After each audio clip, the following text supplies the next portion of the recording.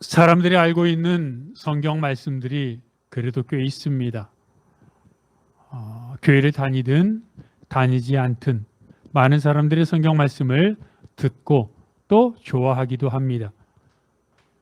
요한복음 3장 16절에 하나님이 세상을 이처럼 사랑하사, 이 구절도 사람들이 많이 들어봤을 것입니다.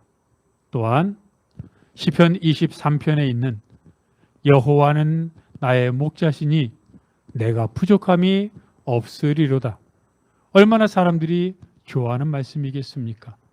그런데 오늘 본문인 시편 1편 또한 사람들이 꽤 좋아합니다. 시편 1편은 어떻게 시작합니까? 복 있는 사람은. 우리가 늘 새해가 되고 또 이런저런 일이 있을 때마다 인사하는 그 내용이 뭡니까? 복 받으십시오. 복 많이 받으십시오라고 말하죠. 한참 전에는 이런 광고도 있지 않았습니까? 돈 많이 버세요. 돈 버는 게 복 받는 겁니다. 건강하게 복입니다. 권력, 다른 사람들이 부러워하는 사회적인 지위에 높은 지위에 오르는 것, 그게 복입니다. 그래서 사람들은 돈 많이 벌고 사업에 번창하고 또 다른 사람이 부러워하는 사회적인 지위에 오르면 복 받았다, 성공했다 말합니다. 그런데 어떻게 해서 돈을 많이 벌게 됐는지, 어떻게 해서 그 높은 자리에까지 오르게 되었는지, 사업이 번창하는 과정에서 어떤 방법을 썼는지 안 묻습니다. 또 그 가진 것을 어떻게 사용하는지도 궁금해하지 않습니다. 그 많은 돈을 어떻게 쓸 것인지, 또는 그렇게 열심히 노력해서 얻은 사회적인 지위, 권력을 갖고 그것을 어떻게 활용할 것인지에 관심 두지 않고, 사람들의 관심은 돈 많은 것, 지위가 높은 것, 휘두를 수 있는 권력이 많은 것이 집중되어 돈이 많고 권력을 얻으면 그게 선이고 그게 목적이고 그게 전부인 세상이 되었습니다. 그래서 돈을 얻고 권력을 얻으면 모든 게 정당화됩니다. 모든 게 용서받습니다. 모두 사람들이 그 앞에서 아무 말도 하지 않습니다.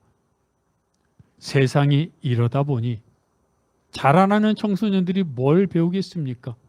그래서 설문조사를 해보면 몇억 원을 얻을 수만 있다면, 챙길 수만 있다면 감옥에 가도 괜찮다라고 생각하는 청소년들이 늘어나는 것도 이상한 일이 아닙니다. 세상이 그렇게 가고 있기 때문입니다. 그러면 안 된다, 그것이 잘못된 것이다, 사람들이 말은 하지만, 말은 그렇게 하면서도 사람들이 걸어가는 발걸음, 사람들이 쳐다보는 시선을 보면 여전히 돈과 지위와 권력을 향해 있음을 보게 됩니다. 이게 이 세상의 현재의 모습입니다. 그런데 조금만 곰곰이 생각해 보면 돈이, 권력이 복이 아니라는 건 다 압니다. 그게 많으면 누리는 게 많아지고 편한 게 많아지니까 복에 가까워질 거라고 생각을 하는 것이죠. 그렇다면 정말로 복이 뭔지 알아야 우리가 복을 받기 위해 또는 복을 누리기 위해 노력할 것 아닙니까? 그게 가장 복 있는 사람으로 살아가는 출발점 아니겠습니까? 오늘 본문은 복 있는 사람은 이라고 시작을 합니다. 여러분, 오늘 본문에서 복 있는 사람은 이라고 말한 이곳에서 복은 무슨 단어를 사용했을까요? 여기서 말하는 복이라고 하는 단어는 히브리어 원형으로 에쉐르라고 합니다. 이 에쉐르는 복, 번영, 성공을 의미합니다. 그러면 세상이 말하는 것과 똑같지 않습니까? 복이 있다, 번영한다, 번창한다, 성공했다, 똑같은 거죠. 우리가 조금 주목해야 될 것은 에쉐르라고 하는 복, 번영, 성공이라고 하는 이 말의 가장 1차적인 뜻이 무엇인가 하는 것입니다. 그것은 똑바로 걷다, 똑바로 가다는 것입니다. 사람들이 자기가 생각하는 목표를 갖고 똑바로 가면 그게 복일까요? 그렇지는 않습니다. 왜요? 사람들이 걸어가는 길이 다 다른데 어떻게 자기가 생각한 대로 걸어가면 그게 복일 수 있겠습니까? 당연히 하나님, 여호와 하나님이 세우신 계획, 섭리에 맞게 똑바로 걸어가는 게 복입니다. 사람들은 살다 보니 돈의 위력을 알게 되었고 권력의 맛을 알게 되어 자꾸 돈과 권력에 집중하지만 하나님은 그렇게 말씀하시지 않습니다. 하나님은 살아가는 삶의 모습에 초점을 둡니다. 그래서 똑바로 걸어라. 다시 말하면 무슨 말입니까? 똑바로 살아라. 제대로 살아라. 이렇게 똑바로 살고 제대로 살고 똑바로 걷는 하나님의 말씀을 요약하면 뭡니까? 하나님을 사랑해라. 또 하나는 이웃을 사랑해라 하는 것입니다. 사람들은 하나님 사랑, 이웃 사랑이 관심이 아니라 돈과 권력이 관심이 있는데 하나님은 말씀하십니다. 얘야, 돈과 권력이 복이 아니고 하나님을 사랑하고 이웃을 사랑하는 게 복이야. 그게 성경을 통해서 우리에게 주시는 일반론적인 걸어가는 길입니다. 그런데 감사하게도 하나님은 우리들에게 하나님을 사랑하고 이웃을 사랑하라고 하는 일반론적인 길도 말씀해 주셨지만 한 사람 한 사람이 어떻게 살아가야 되는지 그 사람들에게 늘 말씀하신다는 겁니다. 여러분, 이것처럼 감사하고 이것처럼 특별한 하나님의 은혜가 어디 있습니까? 즉 하나님이 지금 나에게 어떤 일을 하고 어떤 말을 하고 어떤 삶의 태도를 가질 것인지 지금 나에게 원하는 것이 있다는 것을 우리가 깨닫는다면 그렇게 걸어가면 되는 거 아닙니까? 그게 복의 길이고 그게 형통의 길이라는 겁니다. 그럼 하나님이 지금 오늘 이곳에서 나에게 원하는 것이 무엇인지 어떻게 할 수 있습니까? 그것을 말하는 것이 묵상입니다. 첫 번째, 하나님이 말씀하시는 묵상은 하나님께로 인도하는 나침반입니다. 이 나침반이 목적, 방향을 말한다는 것은 누구나 알고 있을 것입니다. 즉, 우리의 시선을 하나님께로 향하는 것. 하나님, 나에게 정말로 말씀하시는 분입니까? 내가 지금 어떤 말을 하고 어떤 길로 어떤 방향으로 가기를 원하십니까? 그러면 말씀하십시오라는 게 묵상입니다. 이 묵상은 여러분 주의 말씀을 주야로 묵상하는도다라고 그러는데 여기서 말하는 묵상은 히브리어 원어로 하가라고 합니다. 하가. 근데 이 묵상은 무슨 뜻이냐면 깊이 생각하다, 중얼거리다 라는 뜻입니다. 초식동물이 풀을 뜯어먹죠. 염소가, 양이, 소가 풀을 뜯어먹습니다. 그런데 그 초식동물들이 소가 풀을 먹을 때 되새김질을 하는 것 알지 않습니까? 윗속의 풀을 먹어서 저장해 뒀다가 다시 꺼내서 입속으로 다시 씹습니다. 다시 윗속으로 집어넣고 다시 꺼냅니다. 생각해 봅시다. 처음에 소가 여물, 풀을 뜯어 먹었습니다. 그때는 대충 풀을 윗속으로 집어 넣는 데 집중합니다. 그러니까 처음에 씹었을 때는 풀이 제대로 씹히지 않습니다. 근데 윗속에 들어갔다가 다시 꺼냅니다. 두 번째 씹는 거죠. 두 번째 씹으면 어떻게 되겠습니까? 첫 번째 씹었을 때는 예를 들어 절반밖에 안 잘렸다면 두 번째 씹었을 때는 그 나머지 한 두 번, 세 번 더 잘리겠죠. 더 잘게 쪼개지겠죠. 그래가지고 윗속으로 들어갑니다. 다시 또 꺼냅니다. 꺼내서 세 번째, 네 번째, 다섯, 여섯 번째 이렇게 되새김질을 하면 어떻게 되겠습니까?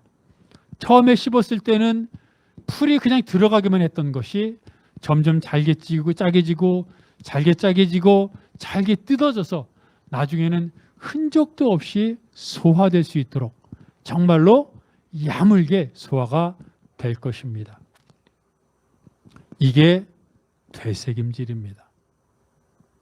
여러분 식사하실 때 그 밥과 음식을 몇 번이나 씹으십니까? 젊었을 때는 모르죠. 젊었을 때는 그냥 급하고 워낙 건강하니까 대충대충 한두 번 씹고 다 삼키지 않습니까? 근데 다들 경험하지만 나이가 들수록 소화력이 떨어지고 그러다 보니 자꾸 입에서 여러 번 씹어야 됩니다. 그래야 소화액도 나오고 입에서 소화가 되고 그리고 잘게 쪼개져서 위에서 소화가 잘 되는 겁니다. 한두 번 씹었던 것이 10번 아니 30번 50번까지 씹으라 그러지 않습니까? 자꾸 그렇게 씹는 것 그게 되새김질입니다. 많은 그리스도인들이 하나님을 위해 살겠다고 합니다. 찬양을 부르며 설교를 들으며 말씀을 읽으며 주님이 걸어가신 길을 걸어가겠다고 합니다. 맞습니다. 그게 그리스도인입니다. 그리스도인이라는 말뜻 자체가 예수님의 뒤를 따라가는 사람이라는 뜻입니다. 당연히 그래야죠. 그런데 그러려면 예수님이 어떻게 살았는지를 알아야 뒤를 따라가죠. 예수님이 뭐라고 말씀하셨는지 알아야 그 말씀대로 행하죠. 가장 기본 중에 기본 아닙니까? 그런데 예수님의 말씀대로 하나님의 말씀대로 살겠다고 하는 그리스도인들이 실제로 하나님의 말씀을 얼마나 알고 있습니까?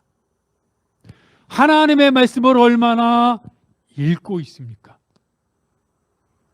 예배를 통해 또는 설교를 통해 말씀의 은혜 받았다고 합시다.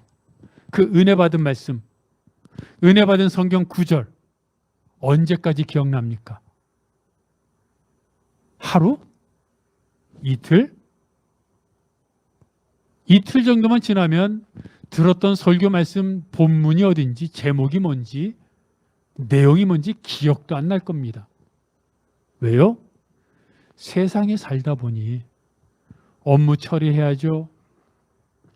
운전하고 직장 생활하고 사업하고 그러다가 그 와중에 사람들과 부딪히고 감정 상하고 다투고 그러면서 경쟁하고 밤늦게까지 일하고 공부하고 그러다 보니 하나님으로부터 받았던 은혜 또는 말씀을 통해 받았던 은혜가 남아있지가 않습니다. 그리고 나서 일주일 후에 옵니다. 또 듣고 금방 잊어버리고 일주일을 살아갑니다. 하나님의 말씀대로 살겠다고 다짐했지만 무슨 말씀을 들었는지 예수님이 어떻게 행했는지 기억나지 않는데 어떻게 하나님의 말씀대로 살 수 있겠습니까?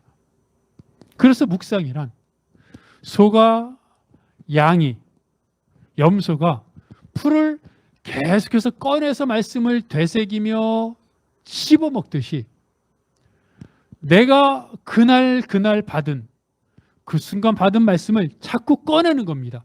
머릿속에 들었다가 다시 꺼내서 읽고 기억하고 중얼거리는 겁니다.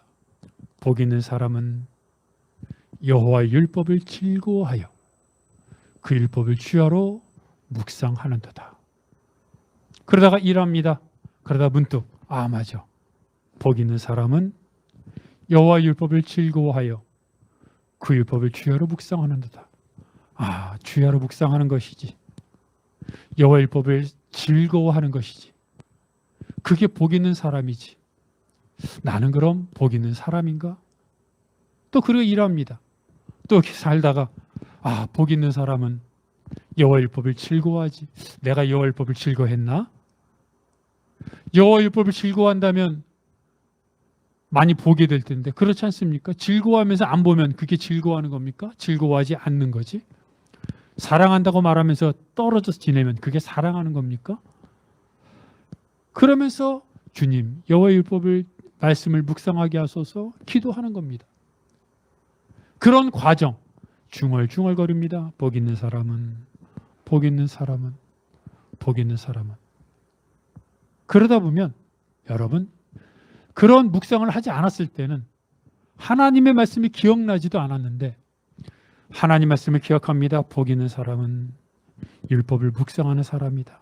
다른 사람과 다투다가도 여호와 율법을 묵상하는 사람이다. 마음속이 어떻습니까? 찔림이 옵니다. 여호와 율법을 묵상하고 즐거워하는 사람이 다툽니다. 이익을 챙깁니다. 마음속에 양심이 콕콕 찔립니다.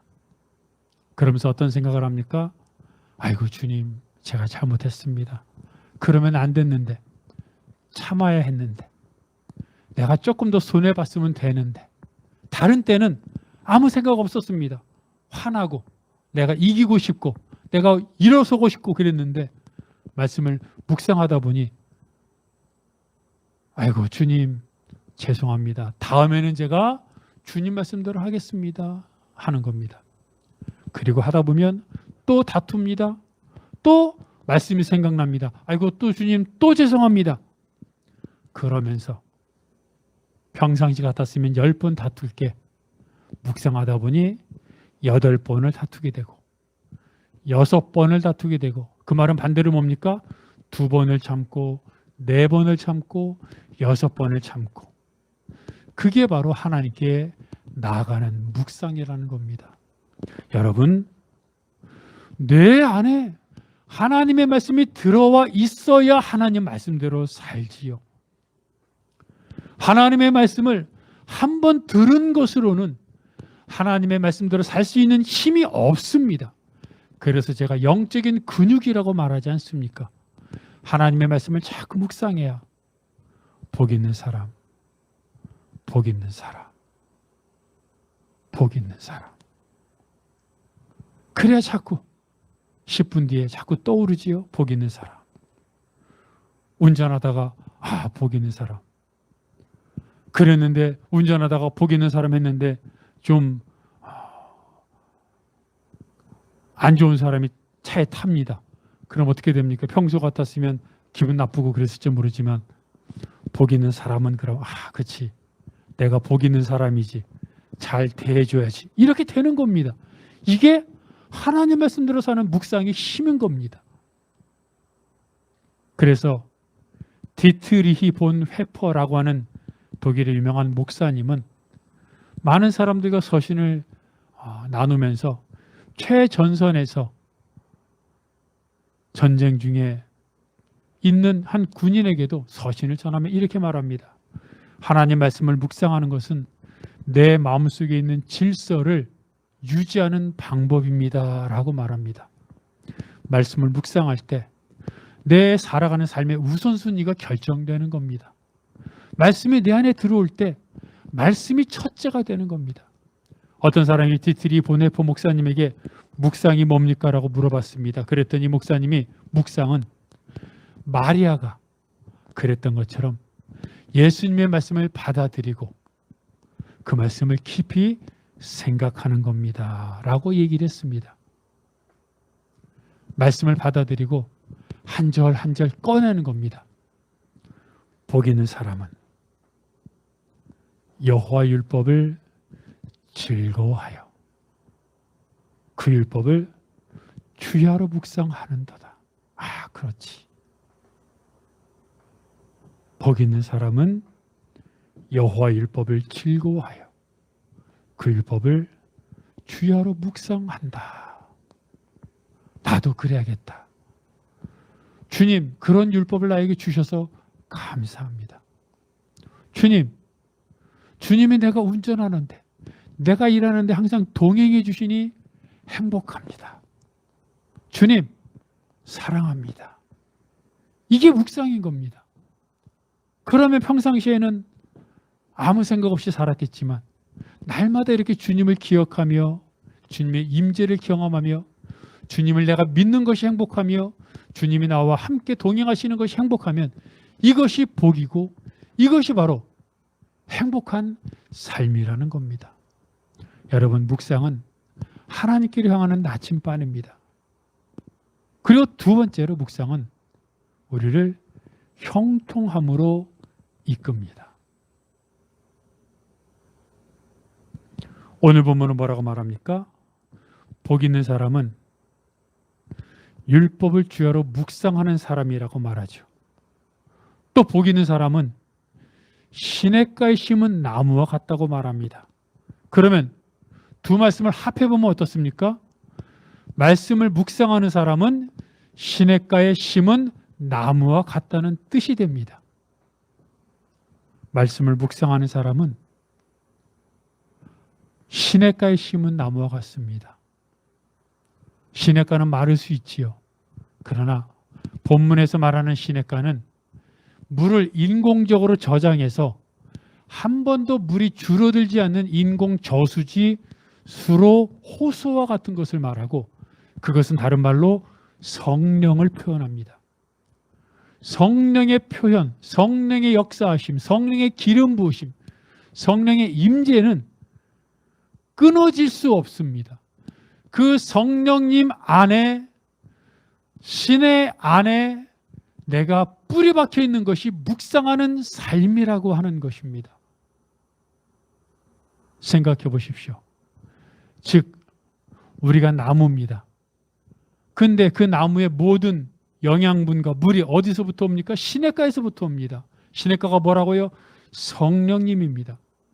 내 생각, 감정, 의지, 계획, 모든 것들을 내가 물을 빨아들이는데 그 빨아들이는 물이 다 성령님으로부터 오니 묵상하는 사람은 형통할 수밖에 없습니다. 요한복음 15장에서 포도나무 비유를 말하지 않습니까? 예수님은 포도나무고 우리는 가지입니다. 가지는 예수님, 포도나무인 예수님에 붙어 있는 겁니다. 우리 안에 있는 양분, 물, 모든 것들은 포도나무를 통해서 공급됩니다. 그러니 어떻게 형통하지 않을 수 있겠습니까? 우리는 시냇가에 심은 나무입니다. 우리에게 모든 것을 공급하는 시냇가는 성령님입니다. 그러니 그 성령님을 날마다 묵상하고 있는데, 성령님으로부터 늘 공급받고 있는데 어떻게 형통하지 않을 수 있습니까?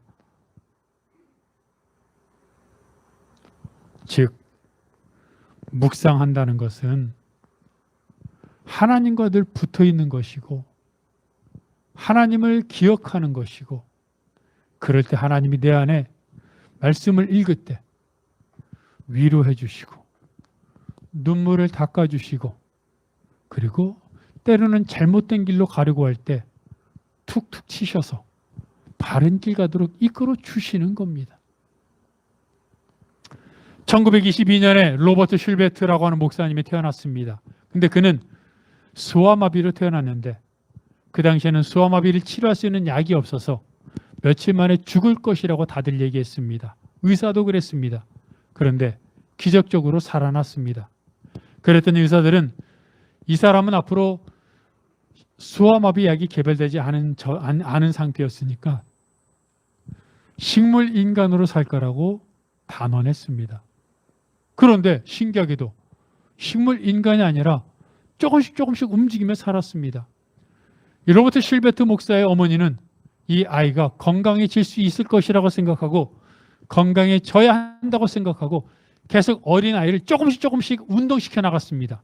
나중에 9살이 되었을 때 1년 8개월, 18개월 된 아이처럼 아장아장 조금씩 걸을 수 있었습니다. 여러분, 9살 때 18개월 아기처럼 걸을 수 있었으니 한편으로는 대견하기도 하겠지만 다른 사람들이 볼 때는 얼마나 우스웠겠습니까?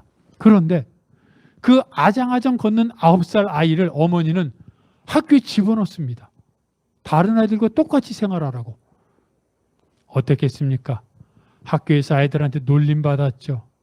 왕따 당했죠. 비웃음 조롱당했죠. 너무 힘들었습니다. 막 자살도 생각하고 너무 힘들었는데 그러던 어느 날 거울을 보면서 왜 나는 이렇게 태어났을까? 왜 나는 이렇게 몸이 이럴까라고 자꾸 자책하고 있는데 로버트 실베트 목사는 말합니다. 그때 내 마음속에 분명한 음성이 들려왔습니다. 그 음성은 이렇게 말했습니다.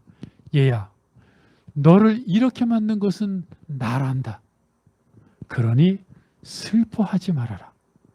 하나님의 음성이 들린 겁니다. 그리고 그때부터 로버트 실베트 목사의 인생은 완전히 180도 바뀌었습니다. 똑같은 상황이었습니다. 똑같은 몸의 불편함을 겪었습니다. 그런데 하나님의 음성이 들린 순간, 하나님이 나와 함께 하신다는 것을 경험한 순간 그는 용기를 얻었고 삶의 목표가 생겼습니다. 그래서 그는 고등학교 3학년 때 40명이 출전한 웅변대회에서 당당히 2등도 했고 졸업할 때는 반에서 10% 내에 들어 대학교도 입학할 수 있었습니다. 대학교 입학하자마자 그는 결혼을 했는데 뇌성마비를 앓고 있는 여성과 결혼했습니다. 다들 반대했죠. 둘 다 장애를 갖고 있는데 어떻게 살아갈 수 있겠느냐. 근데 이 두 사람은 결혼한 후에 뇌성마비 앓고 있는 아이들을 돌보기 시작합니다. 많은 사람들이 비웃었습니다. 자기들도 장애를 갖고 있으면서 어떻게 장애를 갖고 있는 사람을 돌볼 수 있겠느냐. 그런데 그들은 그리스도의 마음으로 뇌성마비를 앓고 있는 아이들을 하나하나씩 돌보기 시작했고 그 소문이 전 세계로 퍼졌습니다. 그리고 그 용기, 그 마음에 감동받은 많은 사람들이 모여서 재단도 설립하고 그 모임을 통해 많은 사람들에게 용기와 희망을 넣을 수 있었습니다. 그리고 이 로버트 실베트 목사는 얼마의 시간이 지난 후에 하나님이 주신 마음을 갖고 목회를 공부했습니다. 신학을 공부했습니다. 그리고 담임 목사를 했고 하나님께서 귀하게 쓰시는 삶을 살았습니다. 그는 36살 젊은 나이에 세상을 떠났습니다. 그가 세상을 떠났을 때 그를 아는 모든 사람들이 그 죽음을 슬퍼했고 애도했으며 깊은 존경을 표했습니다. 하나님의 음성을 듣는다는 것이 바로 이런 것입니다. 하나님의 말씀을 내 삶에 모시고 깊이 생각하고 중얼거리며 반복해서 말씀을 읽어 나갈 때 내가 하나님께서 나에게 원하시는 하나님의 음성을 들려주셔서 같은 상황일지라도 인간적인 삶이 아니라 하나님의 음성을 듣고 하나님과 동행하는 삶을 살아가게 되는 것입니다. 그래서 시편 119편 105절에서는 이렇게 말하지 않습니까? 주의 말씀은 내 발의 등이요 내 길의 빛이니이다. 여러분 잘 생각해 보십시오. 하나님 말씀은 내 발의 등입니다. 내 발 앞에 등불을 비춰주십니다. 그런데 사람들은 어디로 가려고 합니까? 내 발걸음 어디로 옮기려고 합니까? 내가 가고 싶은 대로 가려고 하죠. 왼쪽으로 가고 싶으면 왼쪽으로 가고 오른쪽으로 가고 싶으면 오른쪽으로 가려고 하는 게 사람들 마음 아닙니까?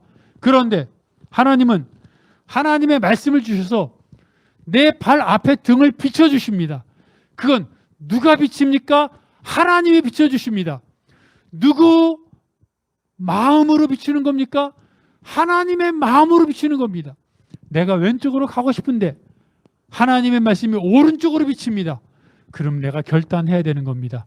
내 마음대로 왼쪽으로 갈 것인지 하나님의 말씀이 비추는 오른쪽으로 갈 것인지 결단해야 되는 겁니다. 이 결단하도록 나를 연단시키고 내 마음을 하나님께 붙들어가는 것이 무엇입니까? 묵상입니다. 하나님의 말씀을 계속 묵상할 때 말씀이 내 안에 들어와 내 몸의 살과 피와 세포와 영혼의 양식이 되어서 처음에는 하나님의 말씀을 들었어도 내가 살던 대로 살지만 묵상을 하면 할수록 그 말씀이 내 영혼에 뿌리 박혀서 하나님의 말씀대로 살 수 있는 힘이 되는 것입니다. 그래서 하나님의 말씀이 내 발의 오른쪽 등을 비치면 오른쪽으로 가고 하나님이 앞쪽을 비치면 앞쪽으로 가는 삶을 살아가게 되는 겁니다. 그게 묵상의 힘입니다. 여러분, 하나님이 그렇게 비치는 대로 걸어갈 때 그게 바로 똑바로 사는 삶이고 똑바로 걷는 삶이고 그게 바로 복 있는 삶이고 그게 바로 형통의 삶입니다. 셋째로 묵상을 이제 해야 합니다. 묵상하는 삶을 살아야 합니다. 기도해야 된다는 말을 많이 듣습니다. 기도에 관한 설교, 기도의 능력에 관한 많은 성경 말씀을 읽습니다. 세미나도 참석합니다. 그런데 기도의 능력을 경험하기 위해서는 세미나를 듣고 성경 말씀을 읽고 그래 이제 기도해야지라고 결단하는 데서 능력을 체험하는 게 아닙니다. 그것은 기도해야 됩니다. 기도해야 기도의 능력과 은혜를 체험하게 되는 것입니다. 하나님의 말씀도 마찬가지입니다. 하나님은 한 사람 한 사람 나를 향한 오늘 이 순간 나에게 주시고 싶은 말씀으로 하나님은 늘 충만하십니다. 그래서 내가 하나님 말씀 앞에 무릎 꿇으면 하나님 말씀을 묵상하면 하나님은 그 묵상을 통해 내 영혼에 말씀하시고 보여주시고 들려주시고 내 영혼에 깨달음을 주시고 그래서 하나님 말씀대로 살아가게 해주시고 그게 복 있는 길, 형통의 길로 이끌어 주십니다. 그런데 묵상해야 하나님의 말씀을 묵상해야 하나님의 음성이 들리는 겁니다. 묵상에 관한 설교를 듣고 묵상해야겠다는 결단을 해도 묵상하지 않고 살던 방식대로 또 살아간다면 하나님의 음성은 들리지 않습니다. 왜냐하면 내 마음이 세상으로, 내 마음이 돈으로, 내 마음이 권력으로 향해 있기 때문에 하나님이 아무리 말씀하셔도 들리지 않기 때문입니다. 그래서 묵상은 하나님의 음성을 들리게 하는 열쇠고 하나님의 음성을 들리게 하는 내 마음을 여는 내 마음의 빗장을 여는 도구가 묵상입니다. 미국 야구 메이저리그에서 최고의 투수로 인정받는 클레이튼 커쇼라고 하는 투수가 있습니다. 그는 미국 메이저리그 LA 다저스에서 투수로 하고 있는데 모든 사람들에게 인정받는 최고의 투수입니다. 그는 이렇게 말합니다. 나는 야구를 사랑합니다. 야구가 너무 좋습니다. 그런데 나는 야구를 통해 또 다른 일을 할 수 있어서 행복합니다. 라고 말합니다. 이 클레이튼 커쇼가 중학교 3학년 때 한 TV를 봤는데 그 TV에서 오프라 윈프리 쇼를 봤습니다. 오프라가 한 아프리카를 방문해서 그 아프리카 아이들을 껴안고 그들을 쓰다듬기 위해서 무릎 꿇고 그들을 안아주는 모습을 봤습니다. 그 천진난만한 아이들, 그런데 그 아이들의 형편은 너무나 처참하고 열악했습니다. 그런 모습을 중학교 3학년인 클레이튼 커쇼가 TV를 통해 보면서 내가 정말로 안정된 생활을 하고 있구나. 근데 저렇게 열악한 삶을 사는 아이들이 많구나. 저들을 좀 돕고 싶다라고 하는 마음이 속에서 막 끌어올랐다고 합니다. 중학교 3학년 때. 그리고 나서 5년 후에 2007년에 그는 혼자서 대서양을 건너 아프리카 잠비아에 정말로 갔습니다. 그런데 아프리카 잠비아에 갔는데 처음 간 건데 마치 고향에 온 것처럼 아늑하고 뭔가 기쁨이 넘치는 것을 경험했다고 합니다. 그리고 그는 2010년에 결혼을 했는데 2010년 결혼 신혼여행을 잠비아로 선교 여행으로 떠났습니다. 그리고 그는 2011년부터 자기가 LA 다저스에서 투수로 이제 활약을 했는데 삼진으로 선수를 하나씩 잡을 때마다 $100, 우리나라 돈으로 12만 원 정도의 기부를 하기로 결정을 했습니다. 그리고 그 일을 통해 점점 많은 사람들을 섬기게 되었고 나중에는 커쇼의 챌린저 재단을 설립하게 됩니다. 이 커쇼 챌린저 재단은 지금도 운영되고 있는데 커쇼는 자기가 받은 여러 가지 많은 수익금들을 그 재단에 넣으면서 지금도 수많은 영혼들, 어린아이들을 섬기기 위해서 최선을 다하고 있습니다. 그래서 커쇼는 최고의 투수로도 인정받지만 기독교의 마음, 그리스도인의 마음으로 헐벗고 굶주리는 수많은 영혼들을 섬기는 최고의 섬기는 사람으로 사람들에게 인정받고 있습니다. 중학교 3학년 때 오프라 윈프리가 아프리카 아이들을 안아주기 위해 무릎 꿇는 장면을 보면서 너무 감명받았던 그 감명을 그것으로 끝내지 않고 자기 신혼여행을 선교여행으로 가고 자기도 재단을 설립하고 자기가 할 수 있는 한 하나하나 실천하여 결국 그리스도의 삶을 실천하는 그런 계기가 되었던 것입니다. 감명받고 인정하고 그래 나도 이렇게 살아야 돼라고 생각할 수 있습니다. 그러나 그것으로 끝이 아닙니다. 실제로 그렇게 살아가야 합니다. 묵상, 하나님을 경험하는 삶입니다. 그것은 지금까지 살아왔던 것과 완전히 다른 또 다른 삶을 우리에게 선사합니다. 그것은 복 있는 삶이고 그것은 형통한 삶이고 그것은 하나님께서 우리에게 요구하신 똑바로 걷는 하나님과 동행하는 삶입니다.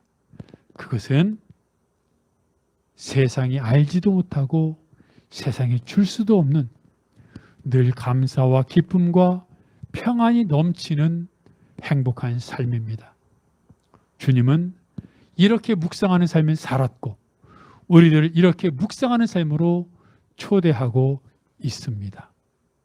여러분, 묵상하는 삶, 다른 것을 위해서는 다른 나의 직장에서의 일을 위해서는 내가 하는 무엇인가를 위해서는 열심히 노력하지 않습니까?